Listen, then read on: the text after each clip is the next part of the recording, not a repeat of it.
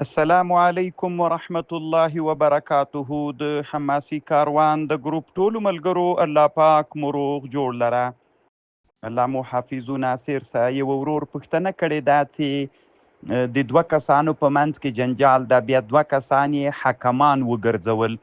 بیا هغه حکمانو فیصله وکړله. کله چې فیصله ورته واوروله دا درېیمانو، نو پس له نه دوی وویلې چې یوه وویلې چې زه دا فیصله نه منم. محترمه دا فیصله په ده لازمه ده.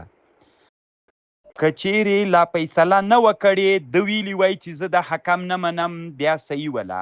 اما چې فیصله یې وکړله پس له ده نه ویلې ده چې زه د فیصله نه منم، نو ده باندې دا فیصله لازمه ګرځېدلې ده. دی باید دا فیصله ومني. محترمه الله دې جوړ لره. موږ احناف علما د حکم په مسئله کې چې کومه هدایه یا نور فقها مسله ذکر کوي، حکم یې همدغه ده وروره. الله دې جوړ لره، کامیاب اوسه.